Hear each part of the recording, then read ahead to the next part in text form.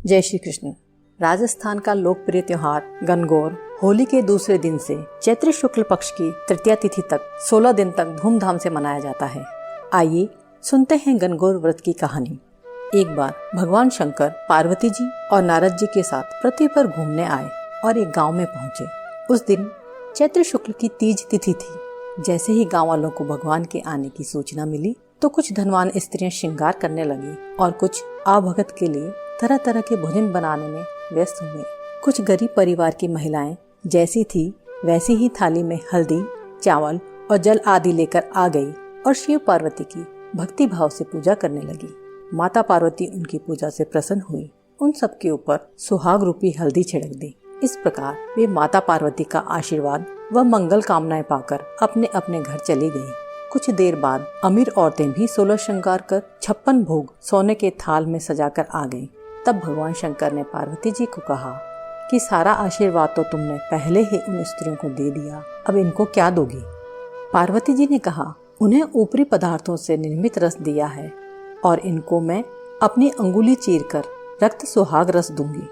जब कुलीन स्त्रियां शिव पार्वती की पूजा कर चुकी तब माँ पार्वती ने अपनी अंगुली चीरकर उन पर रक्त छिड़ककर अखंड सौभाग्य का वर दिया।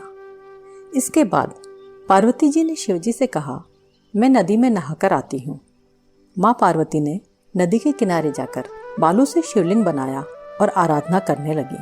शिव जी ने प्रसन्न होकर वरदान दिया कि आज के दिन जो भी स्त्री मेरा पूजन करेगी और तुम्हारा व्रत करेगी उनके पति चिरंजीव रहेंगे और अंत में उन्हें मोक्ष मिलेगा। इसके बाद पार्वती जी वहाँ गई जहाँ वह शिव जी व नारद जी को छोड़कर गई थी। शिव जी ने देर से आने का कारण पूछा तो पार्वती जी ने बहाना बनाया और कहा, नदी के किनारे मेरे भाई भाभी मिल गए थे, उन्होंने दूध भात खाने का आग्रह किया, इसीलिए देरी हो गई। शिव जी बोले, हम भी दूध भात खाएंगे और जंगल की तरफ चल दिए।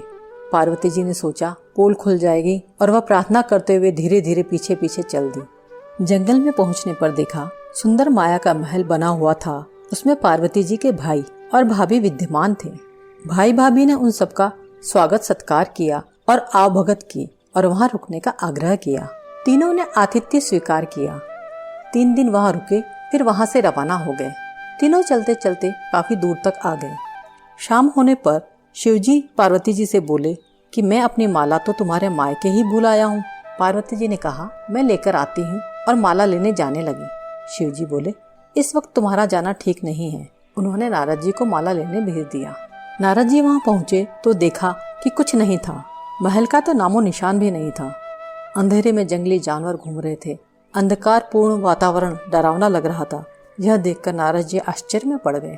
तभी बिजली कड़की और माला उन्हें एक पेड़ पर टंगी दिखाई दी।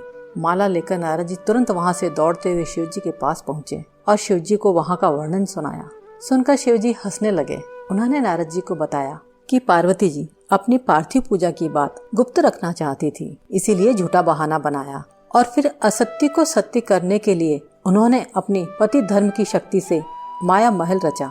सच्चाई बताने के लिए मैंने ही तुम्हें वहाँ माला लेने भेजा था।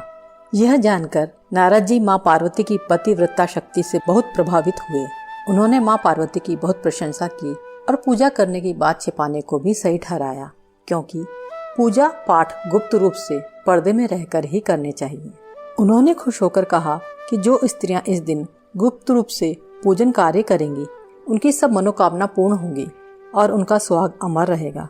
चूँकि पार्वती जी ने व्रत छिपकर किया था, अतः उसी परंपरा के अनुसार आज भी इस दिन ये पूजा के अवसर पर पुरुष उपस्थित नहीं होते हैं। यह कहानी यही समाप्त होती है। बोलिए ईसर गणगौर की जय।